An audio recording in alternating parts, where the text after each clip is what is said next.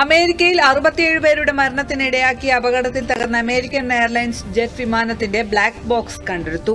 ഇത് പരിശോധിച്ച് 30 ദിവസത്തിനുള്ളിൽ പ്രാഥമിക റിപ്പോർട്ട് പുറത്തുവിടുമെന്ന് നാഷണൽ ട്രാൻസ്പോർട്ടേഷൻ സേഫ്റ്റി ബോർഡ് അറിയിച്ചു.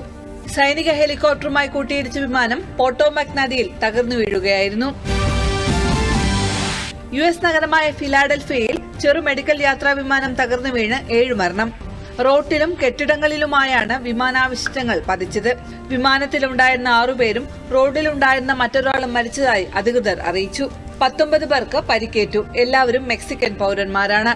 ഫിലാഡൽഫിയയിൽ നിന്ന് മെക്സിക്കോയിലെ ടിജുവാനയിലേക്കുള്ള ഒരു മെഡിക്കൽ യാത്രയിലായിരുന്നു ജെറ്റ്. ഇന്ന് ലോക തണ്ണീർത്തട സംരക്ഷണ ദിനം. തണ്ണീർത്തടങ്ങളുടെ പ്രാധാന്യത്തെക്കുറിച്ച് ആഗോള അവബോധം വളർത്തുകയാണ് ദിനാചരണ ലക്ഷ്യം. പൊതുഭാവിക്കായി തണ്ണീർത്തടങ്ങൾ സംരക്ഷിക്കൽ എന്നതാണ് ഈ വർഷത്തെ പ്രമേയം. രാജ്യത്തെ റാംസർ സൈറ്റുകളുടെ എണ്ണം ഈ വർഷം പരിസ്ഥിതി മന്ത്രാലയം 89 ആക്കി ഉയർത്തിയിരുന്നു.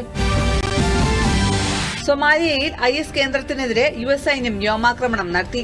ഡൊണാൾഡ് ട്രംപ് 2ാം വട്ടവും അധികാരത്തിലെത്തിയതിനു ശേഷം ആഫ്രിക്കൻ രാജ്യത്ത് നടത്തുന്ന ആദ്യ ആക്രമണമാണിത്. പ്രാഥമിക വിലയിരുത്തലിൽ IS ഭീകരർ കൊല്ലപ്പെട്ടതായി സൂചനയുണ്ട്. ന്യൂസിലൻഡിലെ തരാനാക്കി പർവ്വതത്തിന് വ്യക്തിത്വ പദവി. ഇതോടെ പർവ്വതത്തിന് ഒരു വ്യക്തിക്ക് ലഭിക്കുന്ന എല്ലാ അവകാശങ്ങളും സർക്കാർ നൽകും. ഒരു മനുഷ്യനുള്ള അധികാരങ്ങൾ, കടമകൾ, ഉത്തരവാദിത്തങ്ങൾ, ബാധ്യതകൾ എന്നിവ പർവ്വതത്തിന് നൽകുന്ന നിയമമാണ് പാസാക്കിയത്. ന്യൂസിലൻഡിലെ ഗോത്രവിഭാഗമായ മവോരികൾ പാവനമായി കരുതുന്ന പർവ്വതമാണിത്.